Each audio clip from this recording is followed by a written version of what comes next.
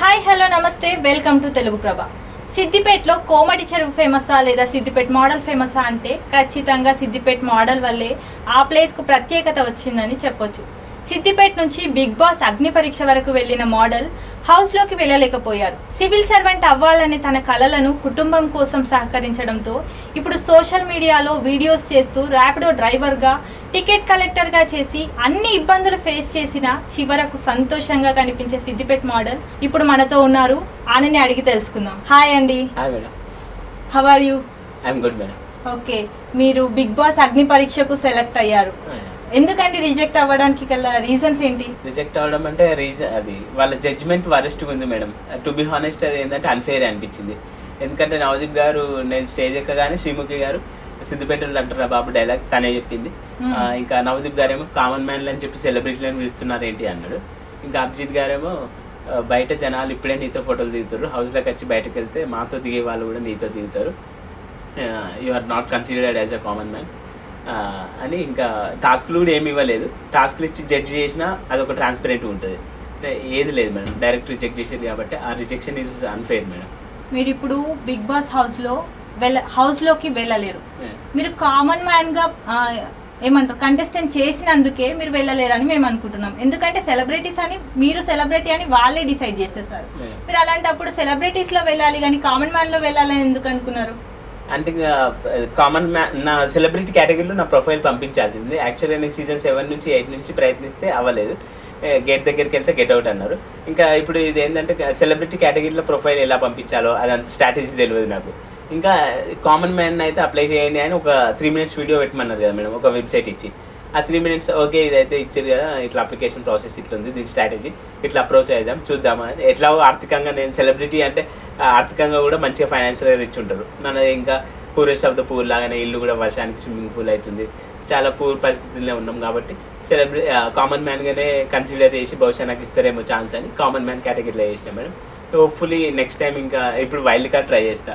ఇంకా అవ్వకుంటే next time celebrity కేటగిరీలో I will try my level best. Last time మిమ్మల్ని gate బయటే గెట్ అవుట్ అన్నారు, ఇప్పుడు అగ్ని పరీక్ష దాకా వెళ్ళారు. ఇంకా నెక్స్ట్ మీరు బిగ్ బాస్ హౌస్ లో కూడా వెళ్ళొచ్చు. వైల్డ్ కార్డ్ ఎంట్రీ వస్తే ఖచ్చితంగా వెళ్తారా? అంటే ఇప్పుడు ఇన్సల్ట్ లాగా జరిగింది అంటున్నారు కదా, మరి ఆ ఇన్సల్ట్ ని ఎలా ఫేస్ చేశారు? ఇన్సల్ట్ అంటే ఇప్పుడు మామూలుగా ఇన్స్టాగ్రామ్లో ఇంతకుముందు అయితే నాకు 100 out of 99 బ్యాడ్ కామెంట్స్ వచ్చాయి మేడం. ఇప్పుడు ఈ అగ్ని పరీక్షలు రిజెక్ట్ అవ్వడం ఏదైనా మన మంచికే అన్నట్టు. మామూలుగా ఈ అగ్ని పరీక్ష రిజెక్షన్ తర్వాత నాకు ఇన్స్టాగ్రామ్లో 100 out of 100 purely positive comments పెడతారు. అంతేకాకుండా నాకు కొన్ని వీడియోలు కూడా చేసి పెడతారు, అరే సిద్దిపేట మోడల్ లాంటి గరీబోని కామన్ మ్యాన్ అసలు వీడు కామన్ మ్యాన్ అవుతాడు ఎందుకు తీసుకోలేదు అని పూర్తిగా పాజిటివ్గా ఒక సింపతి నా పైన క్రియేట్ అయింది మేడం. ఒకవేళ వైల్డ్ కార్డ్ ఎంట్రీ వస్తే మాత్రం ది బెస్ట్ పెర్ఫార్మెన్స్ ఇచ్చి పడేస్తే మేడం. వైల్డ్ కార్డ్ ఎంట్రీతో వెళ్ళి ఇంతవరకు తెలుగు బిగ్ బాస్లో ఎవరు విన్నర్ అవ్వలేదు. నాకు అవకాశం కనుక వస్తే విన్నర్ కూడా అవుతాం మేడం. ఇప్పుడు సింపతితో వెళ్ళాలనుకుంటున్నారా? సింపతిని ఎన్కాచ్ చేసుకొని వెళ్ళినా కానీ, ఒక ఛాన్స్ వచ్చి వెళ్ళినా కానీ నా అంటే సింపతి అని చెప్పాను కానీ నా గ్రౌండ్ రియాలిటీ కూడా అదే మేడం. ఎందుకంటే సింపతి కొరకు ఉండి యాక్టింగ్ గురించి అని కాదు కానీ నా పరిస్థితులు కూడా వాస్తవికంగా ఆర్థిక పరిస్థితులు బాగాలేనందు వల్లనే నేను నా యూపీఎస్సీ ప్రిపరేషన్ కూడా గివ్ అప్ చేసిన. ఎందుకంటే కొమర్స్ చెరువు దగ్గర నెలకు 15,000 జాబ్ కుదిరిన నాన్నగారు అక్కడ జాబ్ పెట్టగానే.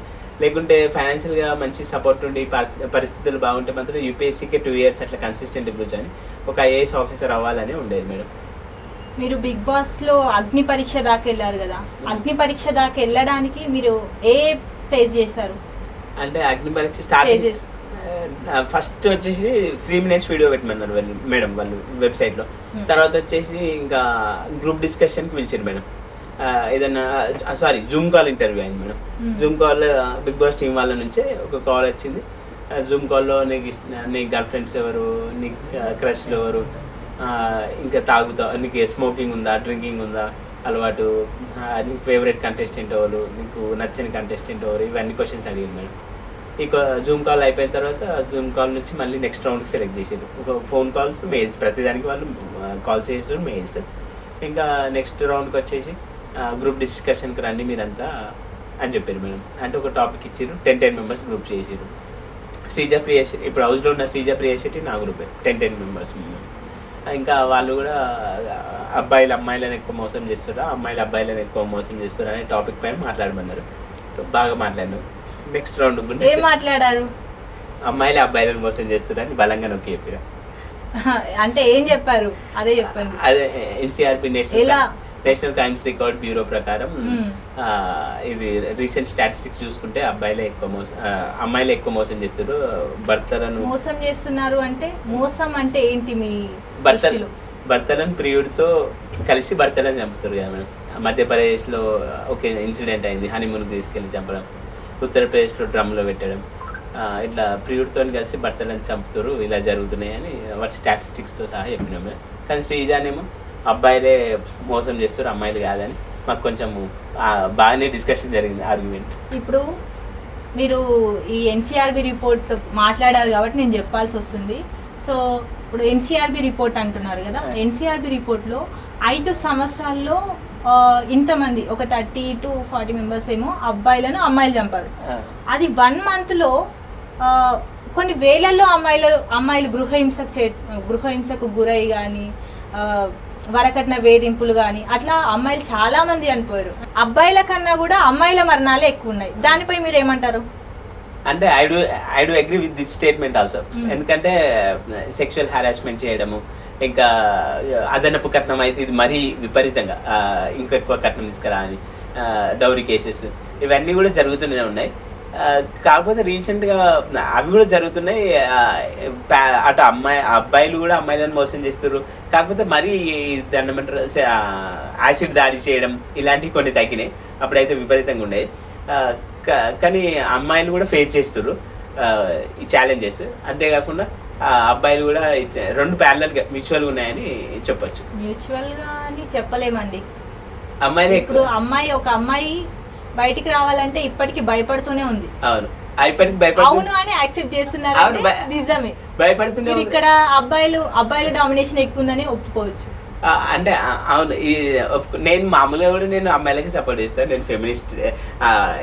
మీరు ఒప్పుకోమంటే 100% ఒప్పుకుంటే, కాకపోతే అక్కడ అది ఎక్స్ప్లెనేషన్ ఆ విధంగా కొంచెం చేసిన. కానీ I do agree with your statement. నేను అమ్మాయిలకు సపోర్ట్ చేస్తాను.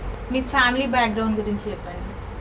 ఫ్యామిలీ వచ్చేసి నాన్నగారు పెళ్ళిళ్ళ వంట చేస్తారు, అమ్మ ఇంట్లోనే ఉంటుంది. ఇంకా ఒక అక్క ఒక చెల్లె, చెరొక్క బాబు వాళ్ళకు. నేను ఒక కొడుకుని మధ్యన. ఇంకా నాకే సిద్దిపేట మోడల్ మీ అమ్మకి ఎవరు కోడాలని అడుగుతారు.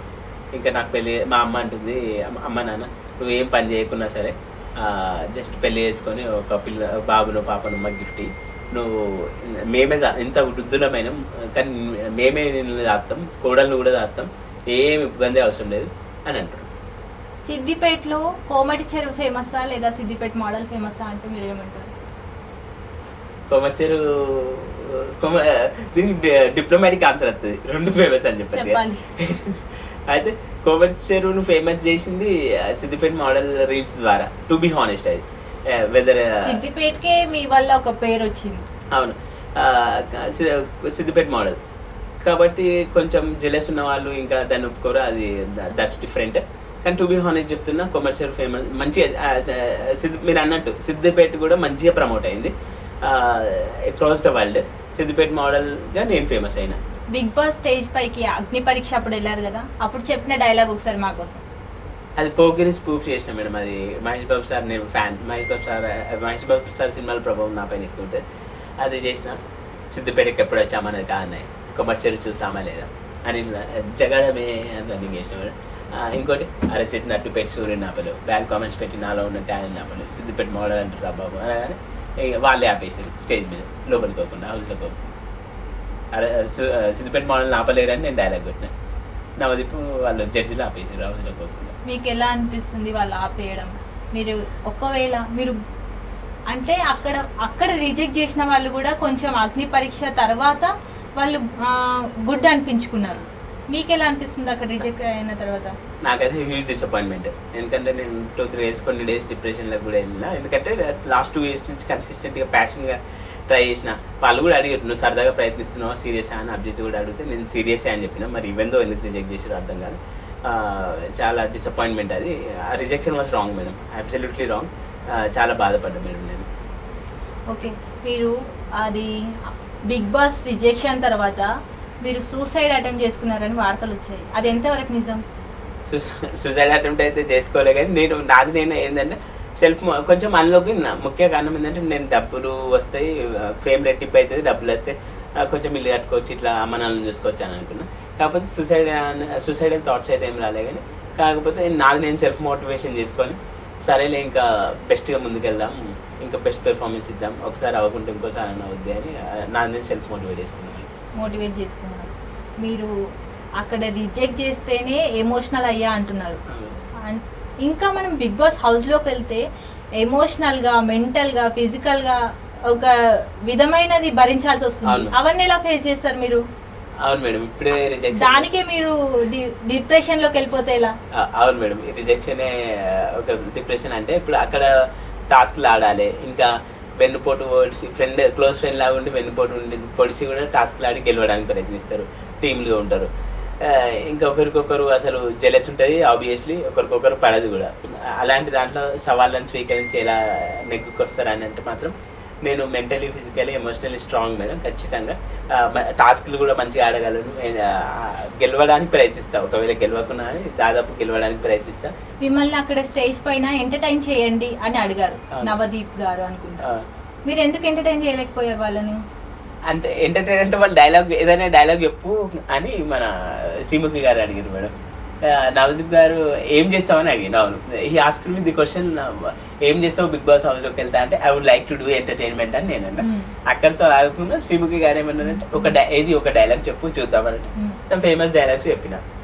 కానీ నాకు తెలిసి వాళ్ళకి కావాల్సిన అంటే వాళ్ళని నేను సాటిస్ఫై చేయలేకపోయినేమో బహుశా. కానీ యాక్చువల్గా నేను హౌస్లోకి వెళ్తే మాత్రం ఫుల్ టీఆర్పీ, నేనే ఒక టీఆర్పీ అని చెప్తాను మేడం, 100% డామ్ షూర్. మీరు ఒక సాంగ్ రిలీజ్ చేశారంట కదండి మేడం, ఏంటంటే ఆ సాంగ్?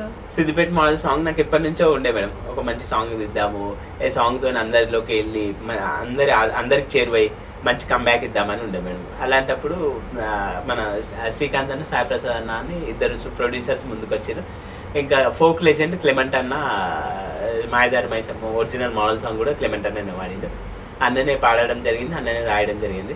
ప్రోమోని అయితే రిలీజ్ చేసినాం. ఫుల్ సాంగ్ వస్తుంది త్వరలో. సాంగ్ విని ఎంజాయ్ చేయడమే కాకుండా అందరు కూడా డ్యాన్స్ చేస్తారు. మోడల్ సిద్దిపేట మోడల్ అని, అందులో సందేహం లేదు మేడం. ఒక 2 లైన్స్ మా కోసం. మోడల్ నా బిల్డప్ ఉంటుంది మేడం. వల్ల నేను యాక్షన్ చేయమంటేనే ఓవర్ యాక్షన్ చేస్తాను. అలాంటిది ఇంకా అలా బిల్డప్ ఎక్కువ ఉంటుంది. మరి సిద్దిపేట మోడల్ అంటే బిల్డప్ ఎక్కువ, బిజినెస్ తక్కువ. మోడల్ సిద్దిపేట మోడల్, తెలంగాణలో హల్చల్, మోడలింగ్ దునియాల హల్చల్, అరే మనల్ని సిద్దిపేట మోడల్ అంటారా బాబు. ఓకే అండి, మీ వీడియోస్ చూస్తే చిన్న పిల్లలు కూడా నవ్వుకుంటారండి. ఎందుకంటే ఆ వీడియోస్ లో గుర్రాలు పరిగెత్తడం, బాక్సులు బద్దలవ్వడం ఏంటండి అసలు అది? ఆ ఎడిటింగ్, ఆ థాట్ ఎలా వచ్చింది? ఆ ఎడిటింగ్స్ ఎవరు చేస్తారు? అవును మేడం, ఎక్కువ నాకైతే టు బి హానెస్ట్ నాకు చిన్నపిల్లల ఫ్యాన్స్ ఎక్కువ ఉంటారు మేడం. సిద్దిపేటలో కూడా ఇట్లా మామూలు ఏంటన్నా బయటకు వెళ్ళిన పని మేము చిన్నపిల్లలు ఆప్యాయంగా మోడల్ అంటారు మేడం. స్కూల్ పిల్లలు కూడా అందరు చూసే విధంగా ఉంటాయి నా వీడియోస్. అయితే ఆర్టిఫిషియల్ ఇంటెలిజెన్స్ ఎడిటింగ్ మన సిద్దిపేట మోడల్ డైలాగ్ కొడితే అదోలా ఉంటుంది. గుర్రం కంటే వేగంగా పరిగెత్తడానికి, గుర్రంతో పరిగెత్తడం, భూమిలో నుంచి రావడం, పైనుంచి దూకడం, కుండను కొడితే కుండలో నుంచి మంటలు ఎగిసిపడడం, ఇలా అవన్నీ కూడా editing, artificial intelligence editing madam. Sai Prasad అన్న అని ఉంటాడు, is very good at editing. నేను మళ్ళీ మంచి కంబ్యాక్ ఇవ్వడానికి చాలా హెల్ప్ అయింది మేడం ఆ వీడియోస్ అన్ని. బెజగం వెంకటేష్ కు సిద్దిపేట మోడల్ అనే పేరు ఎలా వచ్చింది అసలు? కొమర్షియల్ సిద్దిపేటలో నేను పనిచేసిన కదా మేడం. అక్కడ నేను పనిచేసినప్పుడు సందర్శకులు ఏమన్నారంటే అసలు కొమర్షియల్ ఇంత అందమైన టూరిజం అట్రాక్షన్ ఉందని మాకు తెలియదు, ఇంత ఒక రీల్స్లో పెట్టాలి, ఒక యూట్యూబ్లో పెట్టాలి, అసలు ఏంటి అని అన్నప్పుడు నా మైండ్లో ఏమైనా ఆలోచన వచ్చిందంటే నేను ఎట్లా కామెడీ యాంగిల్ ఉంది నాలో, ఈ లొకేషన్ ప్రమోట్ చేద్దాం అన్నప్పుడే మమ్మల్ని తక్కువ చేస్తున్నావు ఆరాబై సిద్దిపేటలో అంటారా బాబు అని మోడల్ అని డ్యాన్స్ చేసినాం మేడం. ఇంకా వరుసగా అప్పుడు చాలా వీడియోస్ అందరికి మంచిగా చేరువైనాయి. సిద్దిపేట మోడల్గా ప్రాచుర్యం ఉంది. మీలో కామెడీ యాంగిల్ ఉంది అంటున్నారు మీరు, అలాంటప్పుడు జబర్దస్త్ ట్రై చేయొచ్చు కదా, బిగ్ బాస్ మీద పెట్టే ఫోకస్ దాని మీద పెడితే అందులో కూడా వెళ్ళొచ్చు కదా. అవును మేడం, జబర్దస్త్ ఒక ఎపిసోడ్ అప్పుడు స్టార్టింగ్ లో యాదమరాజ్ అన్న పిలిచిండు, ఒక ఎపిసోడ్ వెళ్ళినా మళ్ళీ విలువలేదు. కానీ రీసెంట్ గా శ్రీదేవి డ్రామా కంపెనీలో శ్రీదేవి డ్రామా కంపెనీలో కిరణ్ సార్ అవకాశం ఇచ్చిండు. కిరణ్ సార్ అవకాశం, థ్యాంక్స్ టు కిరణ్ సార్. ఇంకా మంచిగా సిద్దిపేట మోడల్ ఎట్లా కష్టపడుకుంటే ఎట్లా వచ్చింది అనేది ఎపిసోడ్ అది చాలా బాగా వచ్చింది. ఇంకా ముందు కూడా మంచి అవకాశాలు ఇస్తారని నేను కోరుకుంటున్నాను మేడం. ఓకే, మీరు ప్రస్తుతం ఏం చేస్తున్నారండి? మీ జీవనాధారం ఏంటి? మొన్నదాకానైతే ర్యాపిడో జీవనాధారం అనుకుంటే, ఇప్పుడైతే అది కూడా లేదు. కాబట్టి ఏంటంటే ఇంకా ఏదైనా యూట్యూబ్లోనే యూట్యూబర్గా మంచి మంచి వీడియోస్ చేస్తూ ఇప్పుడు ప్రస్తుతం అయితే ఇన్స్టాగ్రామ్లో ప్రమోషన్స్ కొంచెం హెల్ప్ అవుతుంది మేడం. ఇంకా యూట్యూబ్లోనే మంచి మంచి వీడియోస్ చేస్తూ యూట్యూబ్లో రెవెన్యూ గురించి ట్రై చేద్దామని, యూట్యూబర్గా ముందుకెళ్దామని ట్రై చేస్తున్నాం మేడం. కోమటి చెరువు దగ్గర జాబ్ పోవడానికి కారణం ఏంటనుకుంటున్నారండి? అందరు నాతో ఫోటోలు దిగారు మేడం. సందర్శకులు instead of exploring the tourism attraction they were use to take pictures with me. And ఇట్లా ఫోటోలు దిగడం స్టార్ట్ చేయడం ద్వారా నా సిబ్బందికి ఇబ్బంది అయింది, అక్కడ ఉన్న సిబ్బందికి. ఇంకా వాళ్ళు ఇక వీడు ఫోటోలే దిగుతాడు, ఆబ్వియస్లీ జెలస్ కూడా. అంటే మీరు అక్కడ వర్క్ చేయకుండా ఫొటోస్ దిగడానికి ఎక్కువ ప్రిఫరెన్స్ ఇచ్చేవారు. అదే మళ్ళీ ఇంకా వీడు ఇంతే జాబ్ టికెట్లు ఇచ్చి పక్కకు పెట్టి వీడు ఫోటోలే దిగుతాడు, it is better to terminate this fellow అని ఇంకా ఆబ్వియస్లీ వాళ్ళకి జెలస్ కూడా ఉంటుంది కొలీగ్స్కి. ఇంకా జాబ్లో నుంచి అక్కడ టూరిజంకి వచ్చిన వాళ్ళతో మీరే ఫోన్లు తీసుకొని మరి ఇన్స్టాగ్రామ్ ఓపెన్ చేసి మీ అకౌంట్ ని ఫాలో చేసుకుంటున్నారని వినిపించింది. ఇంటెలిజెన్స్ రిపోర్ట్ వచ్చింది, మీకు ఎలా వచ్చింది? Ask you this question. అది చెప్పకూడదండి, మీరు చెప్పండి. అలా ఎందుకు చేశారు? మీరు ఫేమస్ అవ్వడానికి పక్క వాళ్ళకి ఇష్టం లేకున్నా కూడా మిమ్మల్ని ఫాలో అవ్వాలా? అవును, అయితే ఇది మీకు ఇంటెలిజెన్స్ రిపోర్ట్ లాగా ఈ క్వశ్చన్ ఎలా అందిందో కానీ వాస్తవానికి నాకే డిసప్పాయింట్ అవుతుంది, ఎవరు అడగలేదు. మీ జాబ్ అండ్ స్టడీస్ గురించి చెప్పండి. జాబ్ అంటే ఫస్ట్ అదే అంటే యాక్చువల్లీ పీజీ అయిపోయిన వెంటనే సివిల్ సర్వీసెస్ అని ప్రిపేర్ అయినా. బాలలత మల్లవరపు బాలలత మేడం. బాలలత మేడంతో మీరు మేడం దగ్గరనే కోచింగ్ తీసుకున్నాను. ఓ నైస్ అండి. మేడంతో మాట్లాడతారా మేడం? కాల్ ఎత్తితే ఒకవేళ if she answers the call then it will be nice. మీరు సివిల్స్ ప్రిపేర్ అయ్యాను అన్నారు, ఎందుకు మధ్యలో ఆపాల్సి వచ్చింది? ఇంకా అదే మన ఫైనాన్షియల్ సపోర్ట్ అసలే లేదు. అది చదవాలంటే ఎట్లా ఉండాలంటే ఫుల్ ఫ్లెడ్జ్గా చదవాలంటే కూర్చొని చదవాలి, ఏ డిస్టర్బెన్స్ ఉండదు, డబ్బులు అవసరం ఉన్నప్పుడు అకౌంట్లో వేయాలి. అట్లా ఫైనాన్షియల్ ఫ్రీడమ్ ఉంటేనే సాధ్యమవుతుంది. అంటే ఇక కొందరు ఇక్కడ కామెంట్లు పెడతారు, కారణాలు చెప్పేటోడు కెరియర్లో సక్సెస్ కాడు, మరి మట్టిలో మాణిక్యంగా ఏం డబ్బులు లేనివాడు కూడా కలెక్టర్లో అయ్యారు అంటారు. కానీ అది వేరే విషయం.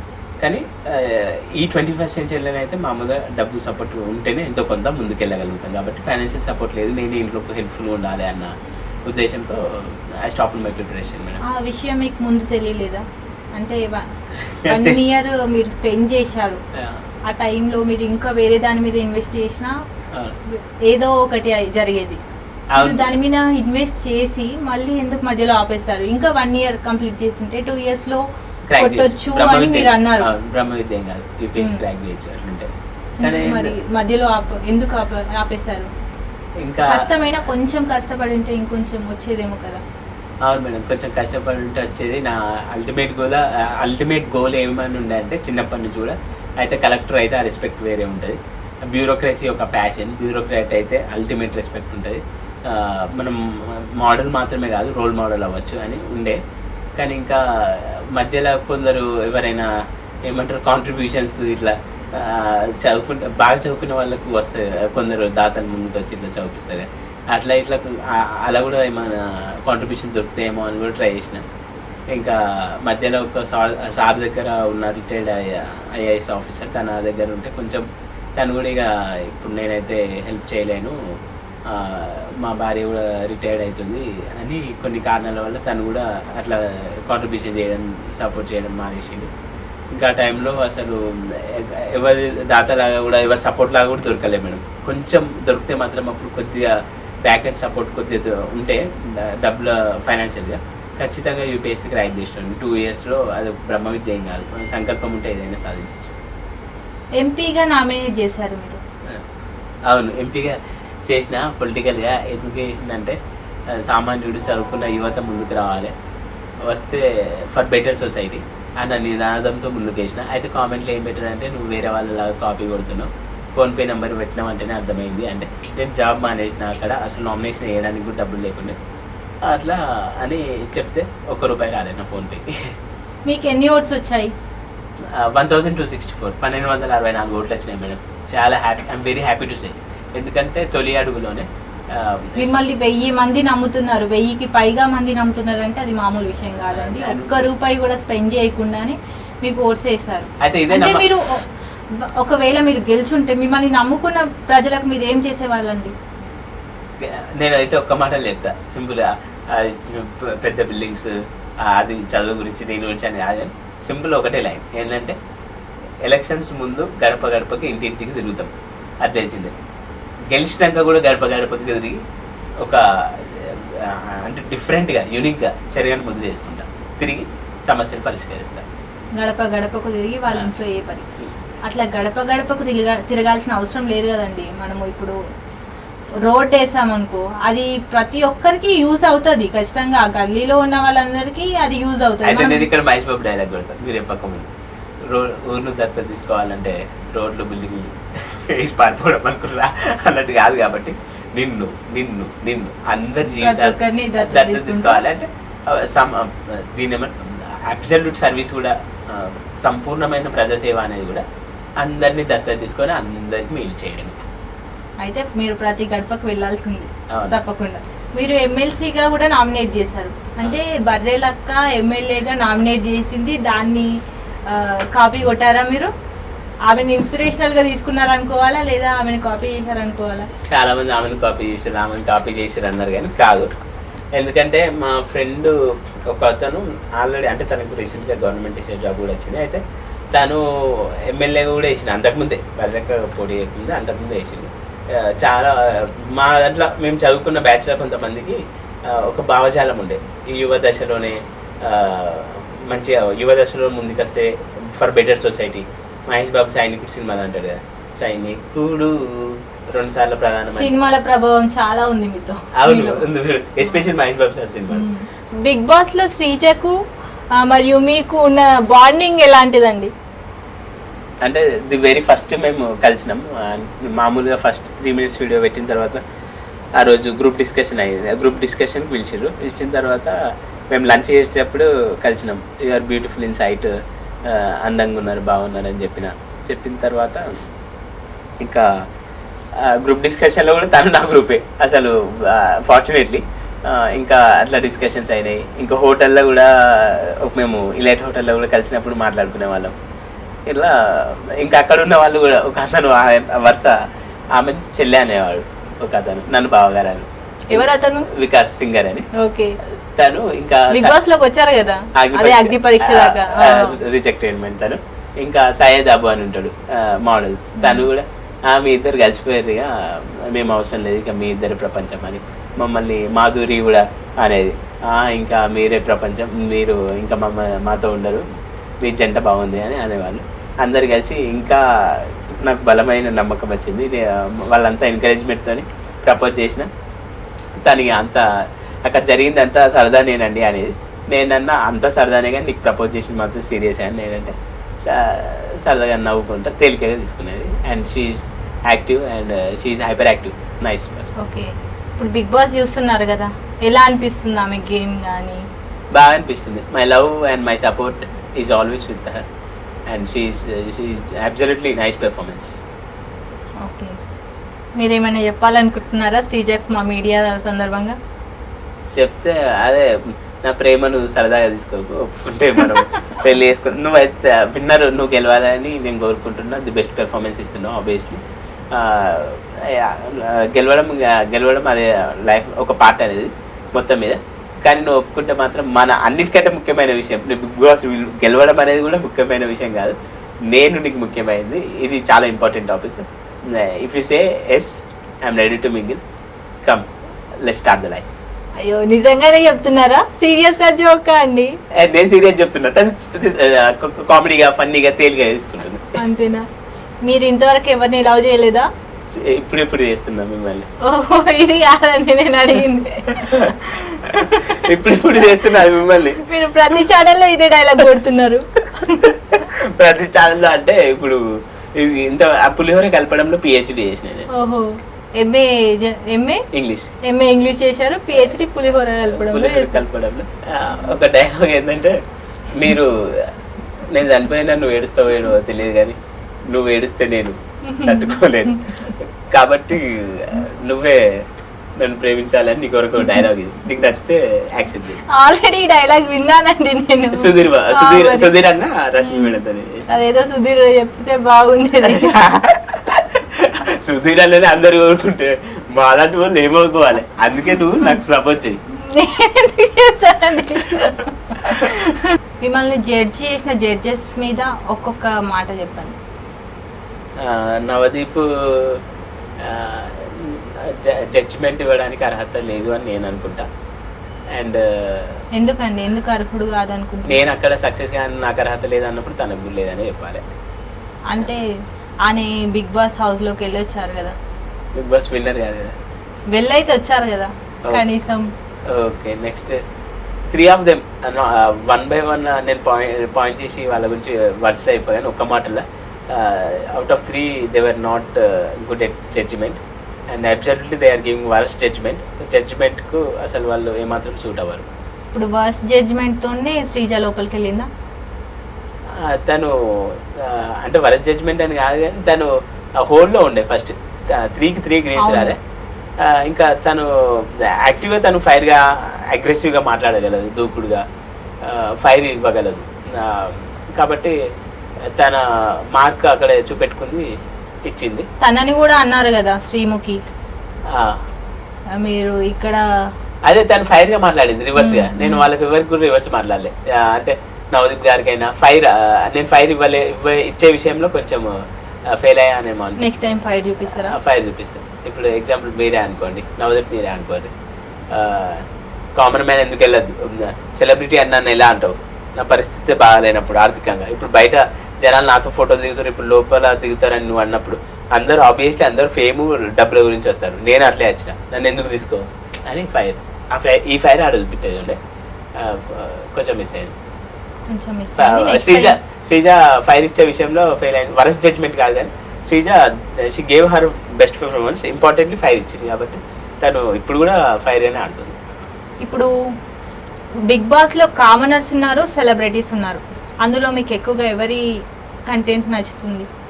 చూస్తున్నారా బిగ్ బాస్? చూస్తున్నా.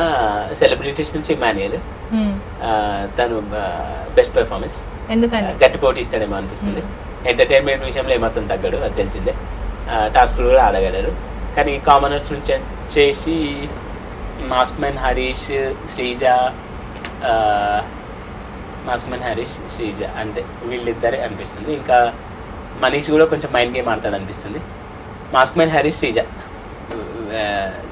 కొంచెం విభిన్నంగా ఆడతారు వాళ్ళు. మీకు అందులో నచ్చని వాళ్ళు ఎవరండి? నచ్చని వాళ్ళు అనేవాళ్ళు, ఎందుకంటే I don't want point out anyone. But నేను వెళ్తే ఒక 1 తీసుకొచ్చామని బిగ్ బాస్కు.